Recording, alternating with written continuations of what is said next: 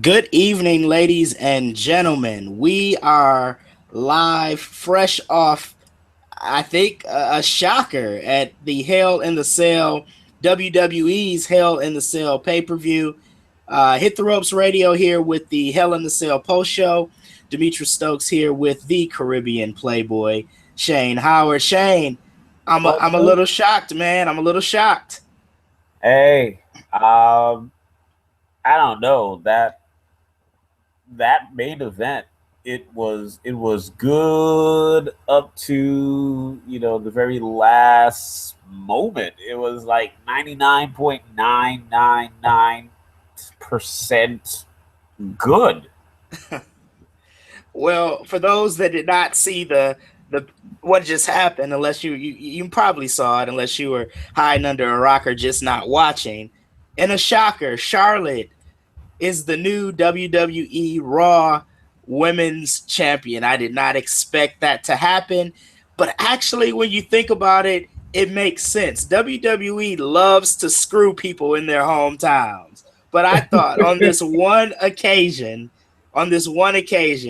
that Sasha Banks would actually retain. But Charlotte is your new Raw Women's Champion, and I'm shocked. I can't believe they took the belt off of Sasha so quickly. Yeah, it that's that's part of the reason why I'm still tongue tied and everything because I really did not see this coming. I should have went with your logic as you just said about being in the hometown, but uh, I just didn't see it happening so soon. It's like Sasha's title reigns have been really short. I know she loves Eddie Guerrero, but maybe she should be loving Edge. And why is that? Why should she be loving Edge? Edge had some really short title reigns, if Oh you yeah, remember. this is very Mankind Rock esque, where they seemingly like went back and forth with the title changes like every week. Every couple of weeks, Mankind was the champ. Then Rock was the champ. Then Mankind. Back when the Rock was in the corporation back in the day. But what a shocking finish, man. Can't take away from what was a really good match. I personally thought that WWE had made a mistake after the fact. I didn't think it was a mistake for WWE to give the ladies the spotlight and put them in the main event, or put their match on last, I should say. But I thought it was a mistake after I saw the Kevin Owens Seth Rollins match, because that match was really good. It was so physical, and I did not think that Charlotte and Sasha Banks would match that physicality. I almost tweeted it, or actually, I did tweet. I said, "Oh man, this gonna be a tough act to follow," but they did a good job. It was. I was watching the show, but there's been so much stuff going on tonight. There's football, there's the World Series, there was The Walking Dead. You know, this was really the one match that I was fully viewing, and the ladies really left it all out there. From the very beginning, it was hard hitting and you know worthy of being a main event and worthy of being in a Hell in a Cell, whether you have a penis or a vagina. Only Shane Howard would put it that way, but it was a very good match. I thought overall it was a pretty decent pay per view. I would have to say, if I was gonna pick a match of the night, I was paying a little more attention. I was getting ready, prepping for the show, so my eyes weren't fully on Sasha and Charlotte the whole time. I was paying a lot of attention to the Kevin Owens Seth Rollins match. I probably would maybe give him a tie. I think I like I said, I watched Seth and Kevin a little bit more. I had Charlotte and Sasha on. I was kind of looking and getting stuff prepped. But both of those matches were really good. I thought Roman Reigns and Rusev was decent. So for a show, everybody was kind of concerned about three Hell in a Cell matches on one, excuse me, on one card, and I thought overall WWE was able to pull it off. Yeah, the three different Hell in a Cell matches that we saw tonight were different in in their own rights. The Roman Reigns Rusev match, it was long. It went about 22 to 25 minutes in length. It was plotting at sometimes, but it was hard hitting, and it. I guess they were trying to set the stage that perhaps each Hell in a Cell match throughout the night was going to be better than the previous one, because they didn't really go out there and blow the roof off. So it allowed Seth and Kevin Owens to top them. And then we had the ladies, and theirs was different. They even started outside of the cage. And we had the whole stretcher job, which to me was a little cheesy because everybody knew she was about to get off that darn stretcher. I was just like, Mick Foley, here we go. Um, but each match was different, and I applaud them for working it so that we didn't have similar Hell in a Cell matches on the same show. Yeah, I think that's a great point. I think they all did bring a little something different to the table. They all were good matches, and like you said, it kind of escalated. Each Hell in the Cell match kind of escalated as the show went on. Rusev and Roman Reigns was probably the worst of the three. Still not bad, but Rollins and Owens took it up a notch, and then of course Sasha and Charlotte just took it to a whole nother level. So there were other matches on the card, obviously. What else stood out for you tonight, Shane? Is the New Day turning heel? They won by disqualification. I did pick Sheamus and Cesaro to win. I wasn't even thinking about winning by disqualification, but they happened to win, and the New Day continues to hold the title. And as Darius pointed out earlier, they have, I think, 43 days until they pass Demolition. I mean, I guess you got to do whatever you got to do to keep that title. Uh, lie, cheat, steal. In the words of Eddie Guerrero, since this was a night where Sasha was, channeling him. I guess maybe New Day was channeling him also with some lying, cheating, and stealing, because they kept the title, but it wasn't, the most honest of ways. Yeah, and I don't know if the way that match shaped up, I don't know if it was New Day particularly cheating more so than Kofi kind of retaliating to Sheamus essentially cheating, because Big E was trying to go in the ring to stop the pinfall, and Sheamus uses Francesca, and then Kofi retaliates with the trouble in paradise. So I don't know that it's New Day turning heel, but I just think it's exactly what we talked about in our last podcast episode. I really think that WWE is going to push for New Day to break Demolition's record, and so this was a way for them to capitalize on that. And I think maybe by the December pay-per-view, maybe we'll see a rematch, and that's when Sheamus and Cesaro will actually take the belts off of New Day. And I think by then they will probably have either gotten close to or eclipsed that record. The thing is, with the New Day holding the title for this long, I just feel like somehow it's diminishing the other tag teams that they're facing, because they're facing what are pretty good tag teams, or should be good tag teams. So once the title reign ends, I don't expect the New Day to be losing to these guys because they've already beat them, out of their 400 plus days as champion. You know, it to me it's kind of hard to grasp in the future what's going to happen with the New Day, unless after they lose the title, we start seeing the New Day blah, come apart at the seams. You know, because if not, it's like, okay, you were embarrassing the club, and destroyed Sheamus and Cesaro. The only team that you really haven't, you know, beat up to the point where it's embarrassing has been Enzo and Cass. You can't lose to these guys again.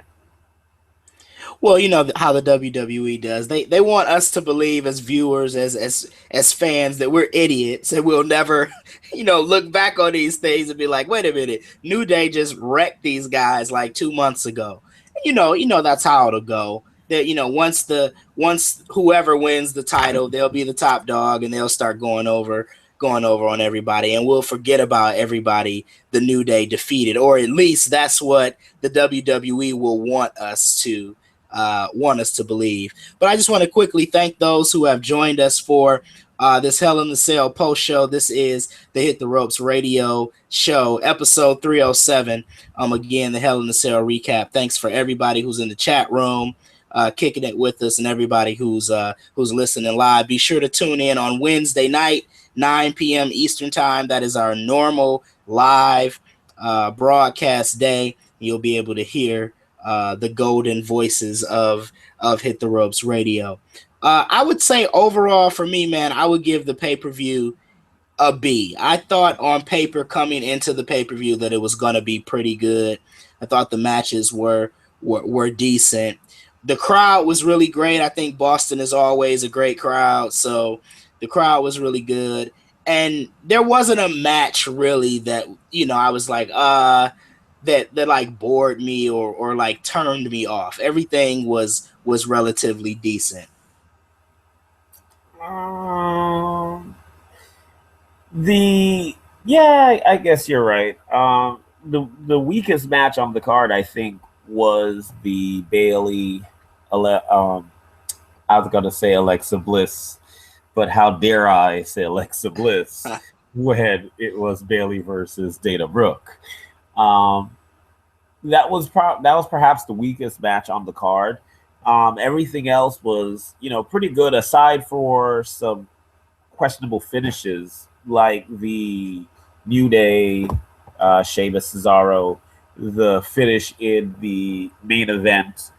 Other than that, everything else was pretty good. I would probably go with you and say it was a B show.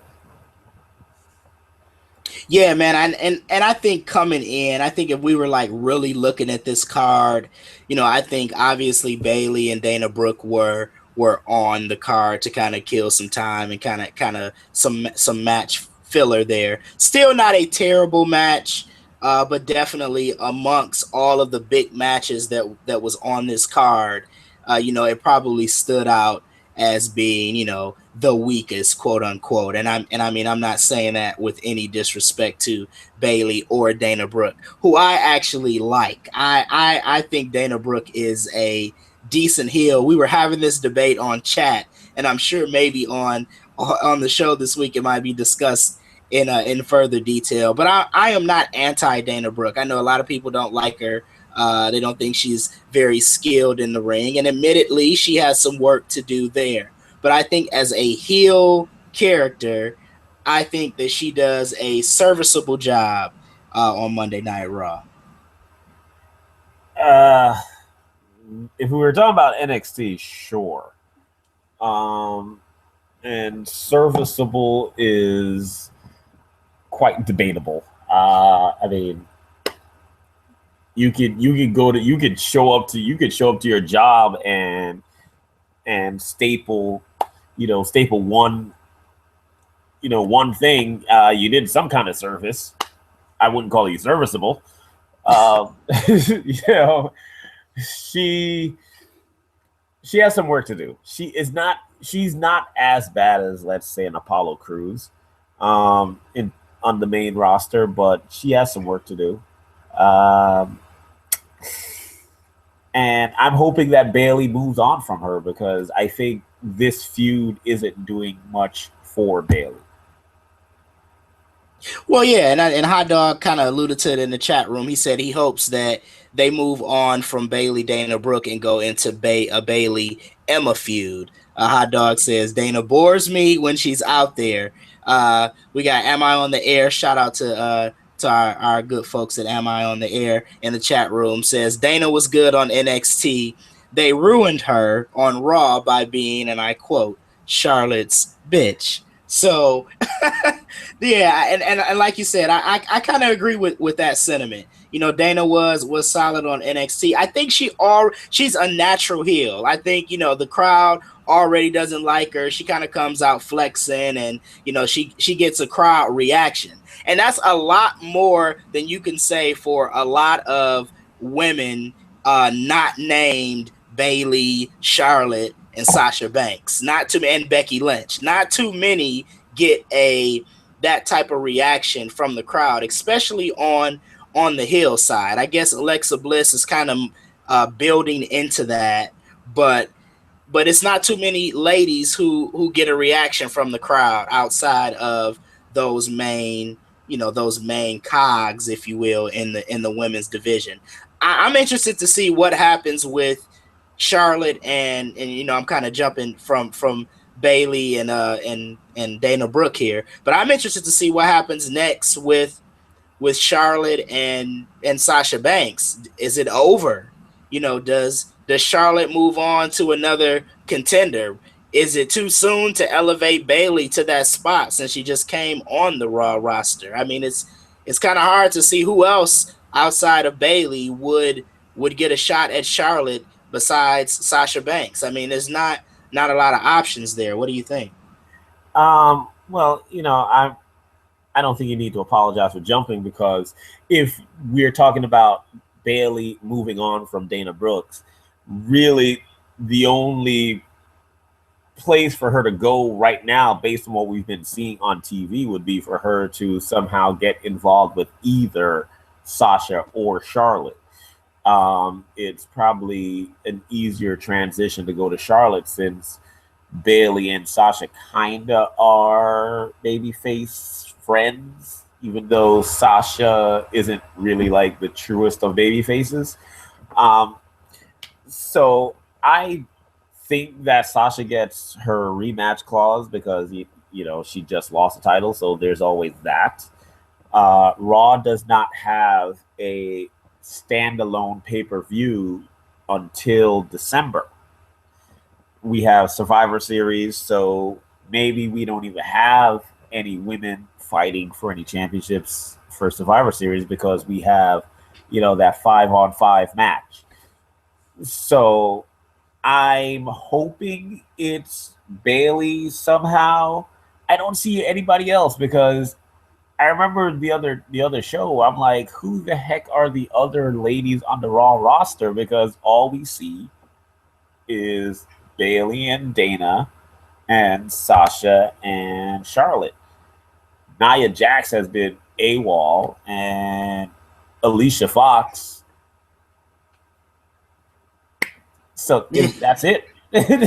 Yeah, and I think, and we talked about this in past shows, I think that is an issue with the women's division. They have kind of focused so much on Sasha, Charlotte, Bailey, Becky Lynch that, like, who else gets an opportunity? I know, like you said, they're trying to build up Nia Jax, but she's been MIA for a little while. Alexa Bliss is getting some love. There's probably more women options on SmackDown at this point than there is on Raw, because you got Natalya over there, you got the Bellas over there, so I mean there's more options, it seems, over there, but it's like their focus has been so much on kind of this core, the four horsewomen, if you will, that that now they're kind of stuck in this vicious cycle of having to repeat matches with them, all over again. Am I on the air brought up Emelina? I'm sure she'll probably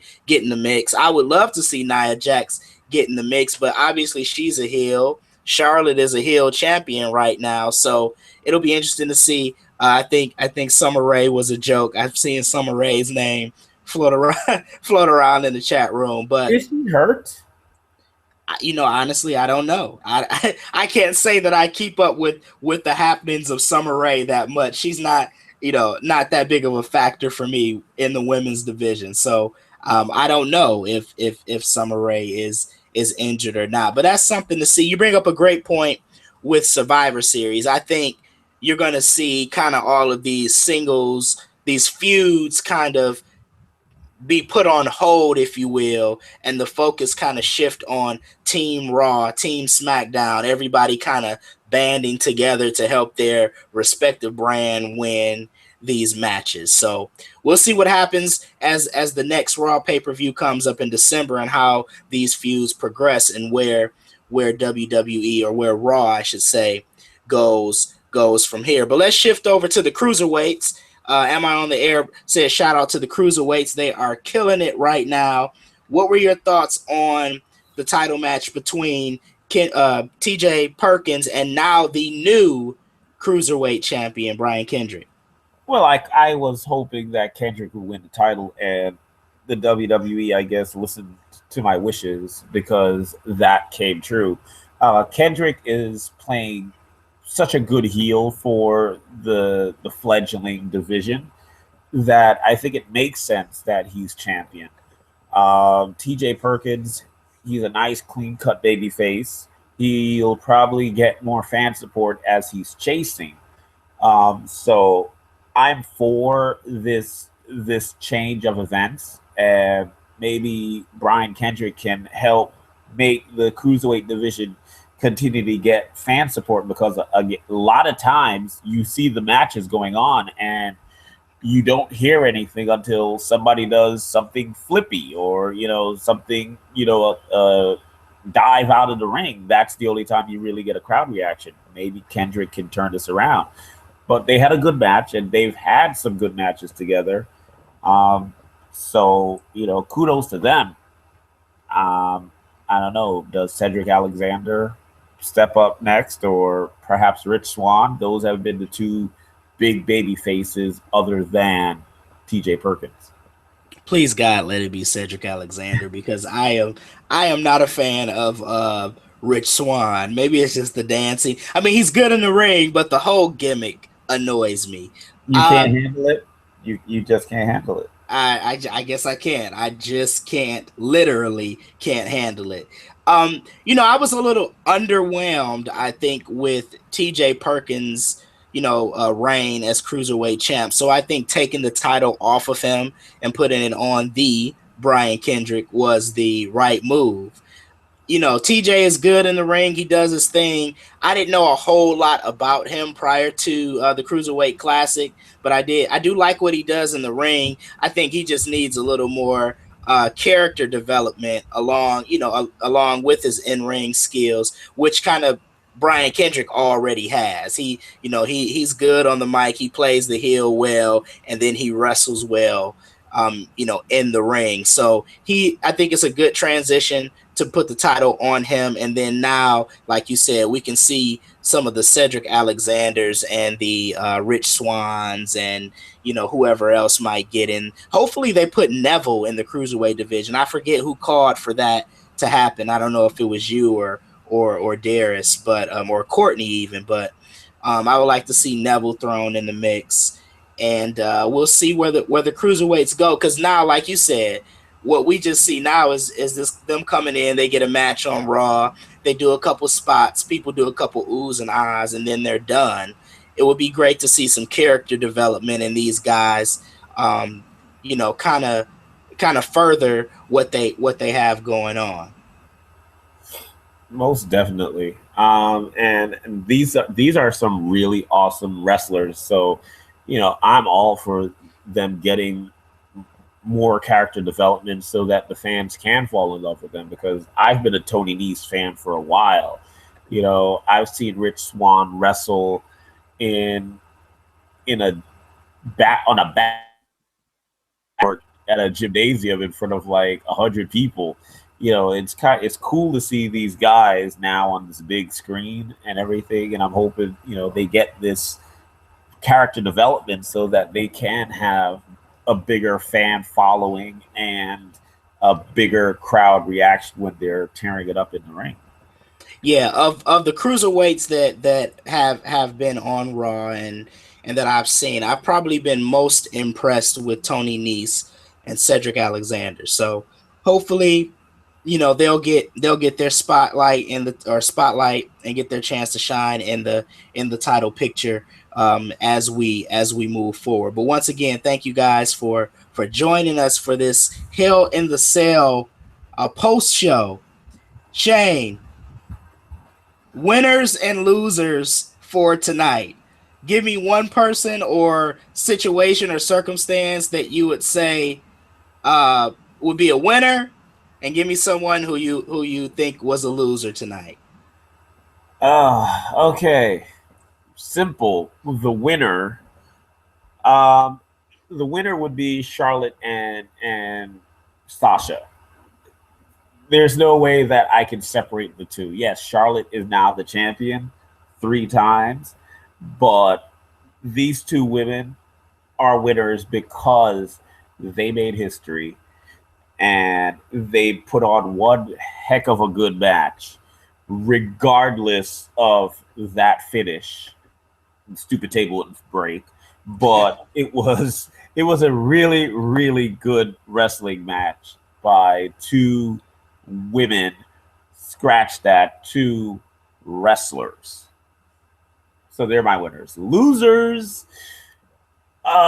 Give me a moment. Let me hear your win. I gotta think of a loser. Yeah, it was a good pay per view, so I guess it would be hard to pinpoint a loser. But I agree, man. I think we probably were on the same page with our winners. Definitely Sasha and Charlotte for being able to main event a WWE pay per view, for them to be able to have a match in Hell in the Cell, and for that match to be as good as any match you would see. They definitely did their thing. They definitely held their own. So they would be a winner for me. Also, you know what? I think Chris Jericho is a winner tonight. To me, even though Kevin Owens retained the Universal Championship, Jericho, it'll be interesting to see what happens on Raw tomorrow. We can get into a little Raw preview before we wrap up the post show. But I think Jericho, it was something was telling about the end of that match ending with them walking out with his music playing. Like, he came out, he gave Seth Rollins the code breaker, and, you know, Kevin Owens is like staggering to the back, and they're playing Chris Jericho's music. Chris Jericho was, you know, probably just as much involved in that match as the two combatants, and I think he came out as a winner tonight as well. Yeah.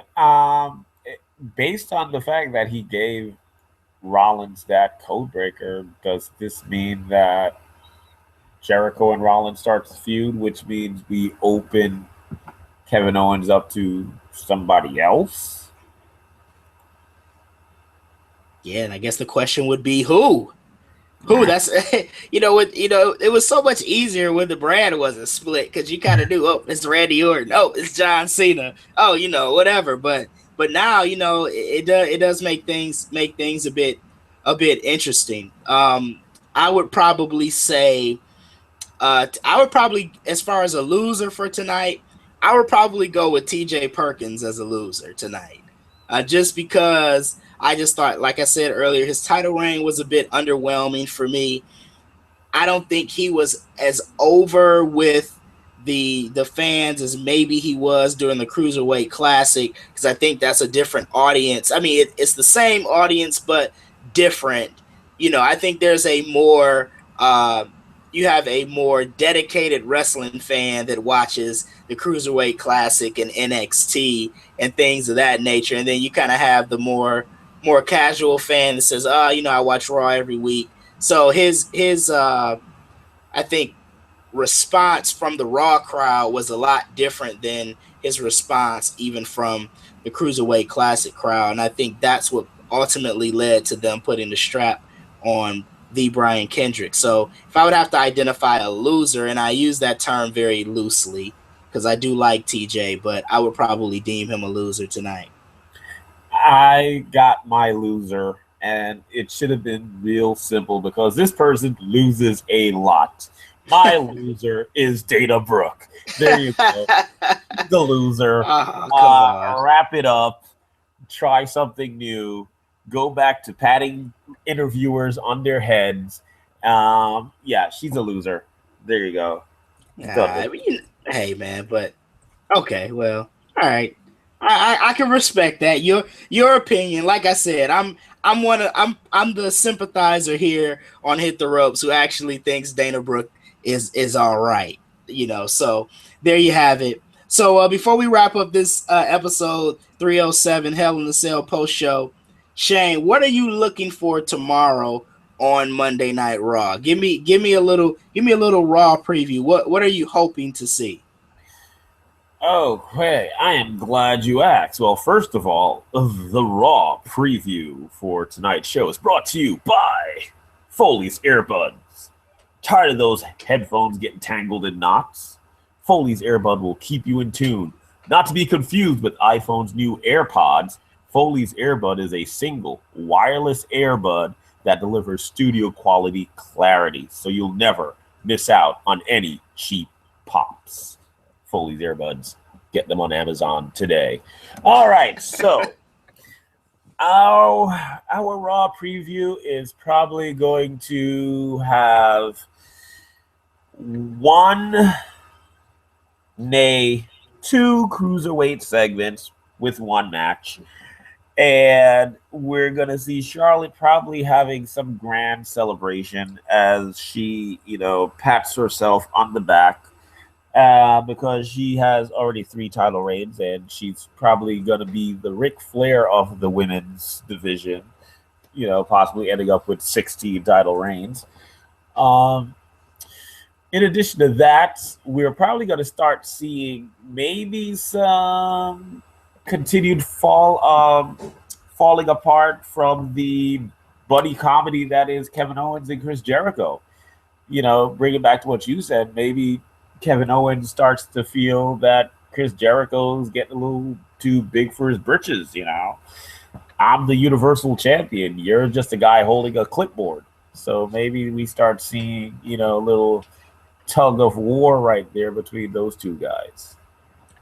Yeah, it'll be interesting. I think obviously we're going to see more of the formation of these Survivor Series teams, but I think it's going to be interesting if Stephanie and Mick kind of swerve Kevin Owens and name Jericho the captain. That would be something that I think they're going to, like you said, they're going to start this process of maybe leading to Jericho being the next challenger for Kevin Owens. And maybe they start that off by naming Jericho the captain of this team and Kevin Owens maybe getting a bit jealous and then kind of snowballing on there from there, I should say. But we'll probably see the formation of these Survivor Series teams. Obviously, I would be willing to bet that Charlotte is probably going to captain the women's team and probably be very braggadocious and very douchebaggish, if you will, to all the other women and go from there. One interesting thing that I wanted to point out that we did not talk about from Hell in the Cell, and I want to get your thoughts on this. I thought that maybe we would get some clarity and some answers on Triple H's involvement with Kevin Owens winning the title. There hasn't been anything since Clash of Champions where he came out and he helped Kevin Owens win the belt. I thought we might get some clarity on that. I thought for a minute that maybe Triple H was under the ring and was gonna was going to pop out and maybe save the day for Kevin Owens. But I was kind of shocked that we didn't get a little more clarity in that regard. I don't think when Triple H or Stephanie or whoever decides to reveal what the motive behind Triple H's involvement months ago was, I don't think when that happens it's going to be a surprise, where Triple H perhaps shows up again in the middle of a match. When that happens, I think it will be, something on Raw where it's done in the middle of the ring or something like that. I don't think it's gonna be, oh my god, here's a surprise at a pay-per-view. But yeah, I'm interested in knowing when the heck that's gonna be revealed. But as for when, I don't know. It seems like they right now don't have any idea either. Just like, okay, we needed Seth Rollins to be a good guy and we needed the title to get on Kevin Owens. So Triple H, you go out there and you pedigree that guy and make that guy win, and we'll figure things out as we go. I think that's how it is right now. Okay, and that's kind of confusing. You would think maybe they're waiting for some big payoff to reveal it all. Maybe it's going to lead to a Seth Rollins. I think many think it's going to lead to a Triple H Seth Rollins match, maybe at WrestleMania. But it would be nice if you could get some type of explanation. It happened like 2 months ago. Now we want to know, hey, what's going on? But I guess we shall wait and see. Well, we want to thank you guys so much again. I can't thank you guys enough. I'm going to thank you 100 times on the show, apparently, for joining us here.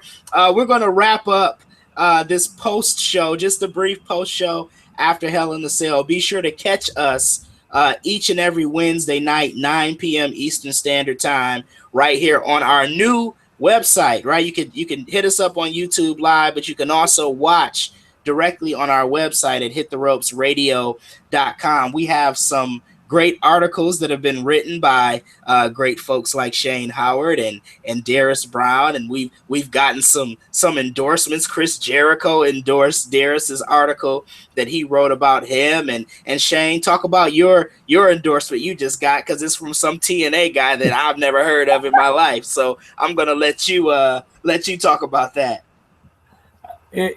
It's Jesse Goddard's, dude. The guy was on Big Brother. What was it, season 10 or 11? I'm not a Big Brother fan, but I know of him because I do watch TNA. He's known as Mr. Pectacular on Twitter. It's kind of weird for me to say, this guy is Pectacular, but that's his Twitter handle. But yeah, he's been getting a push as of late on TNA, and I've been enjoying his work in the ring. So I gave him a shout out in my Halloween special on the website. Check it out. And he was kind enough to, I don't know if he read it, but he retweeted it and he liked it. And, some of his followers joined suit. So, shout out to Jesse Goddard's Mr. Spectacular.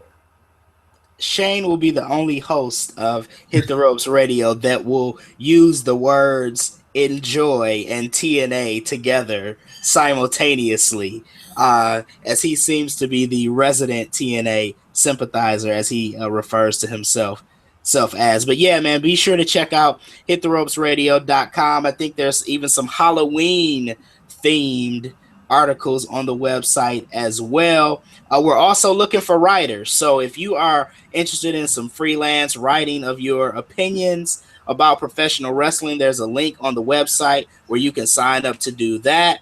We can't pay you yet, but yeah, we can't pay you. It's right now. You would be doing it out of the kindness of your heart. Notice I said they're freelance. The keyword there being free.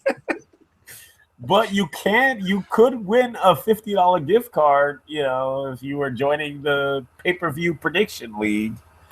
Yes, absolutely. We have the pay-per-view prediction league going on. I'm sure that we will talk about the results of that on Wednesday night, because I know Darius is probably tallying up those results as we speak. I did terribly tonight. I know that amongst the hosts, I was kind of running neck and neck with you. I think you had a one match advantage over me, but I think tonight I pretty much screwed it up. So We can't all be winners. Some of us have to be Dana Brooks.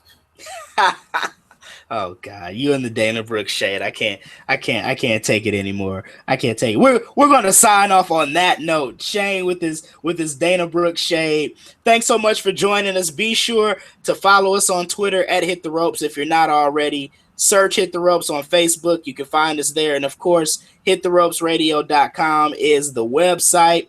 For Shane Howard and Demetra Stokes, we're signing off. See you guys Wednesday night, 9 p.m. Eastern Standard Time for the next episode of Hit the Ropes Radio. Peace.